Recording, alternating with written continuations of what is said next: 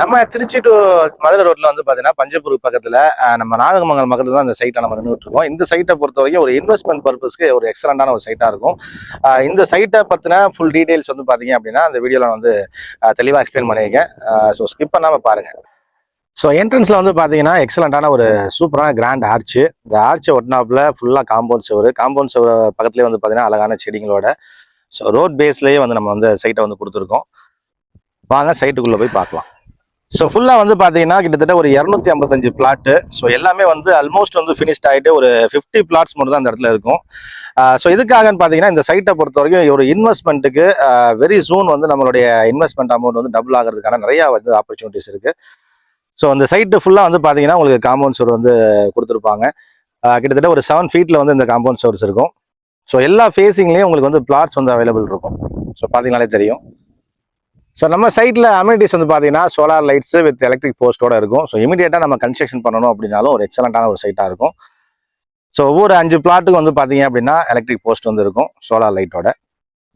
Site முழுக்க வந்து பார்த்தீங்கன்னா இண்டிவிஜுவலாக வந்து ட்ரைனேஜ் சிஸ்டம் வந்து கொடுத்துருக்காங்க. ஸோ எல்லா சைட்டுக்குமே வந்து எல்லா பிளாட்டுக்குமே உங்களுக்கு வந்து ட்ரைனேஜ் சிஸ்டம் வந்துடும்.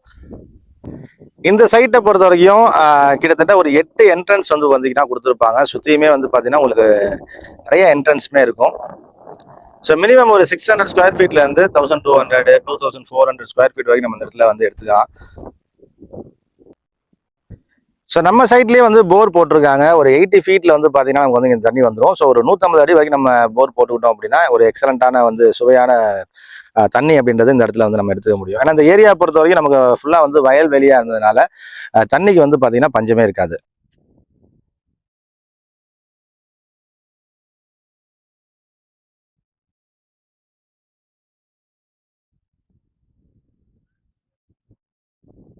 ஸோ சைட்ல இன்னொரு வாக்கிங் ஏரியா அந்த இடத்துல நம்மளால பார்க்க முடியும். ஸோ ஈவினிங் டைம்ல நம்ம வந்து ஒரு வாக் பண்றதுக்கு டைம் ஸ்பெண்ட் பண்றதுக்கு ஒரு சூப்பரான பீஸ்ஃபுல்லான ஏரியா இது. ஃபுல்லாவே வந்து பாத்தீங்கன்னா உங்களுக்கு கிரீனிஷா அந்த பூக்களோட எக்ஸலண்டான ஒரு வியூவா இருக்கும். ஸோ இந்த சைட்ல எனக்கு ரொம்ப பிடிச்ச விஷயம் என்னன்னு கேட்டீங்கன்னா இந்த பார்க் ஏரியா தான். ஸோ இண்டிவிஜுவலா வந்து பாத்தீங்க அப்படின்னா குடில் அப்படின்ற விஷயத்தை வந்து சூப்பராக கொடுத்துருக்காங்க. ஸோ ரொம்பவே அந்த கிரீனிஷா இருக்கிறதுனால இந்த இடத்துல நம்ம வந்து ஈவினிங் டைம்ல டைம் ஸ்பெண்ட் பண்றதுக்கு ஒரு எக்ஸலண்டான ஒரு இதாக இருக்கும். ஸோ அது மட்டும் இல்லாமல் இந்த இடத்துல வந்து பாத்தீங்க அப்படின்னா நமக்கு வாக்கிங் ஏரியா. ஸோ ஈவினிங் டைம்ல ஒரு வாக் பண்றதுக்கு ஒரு ஜாக்கிங் பண்றதுக்கு ஒரு சூப்பரான ஒரு பிளேஸா இருக்கும்.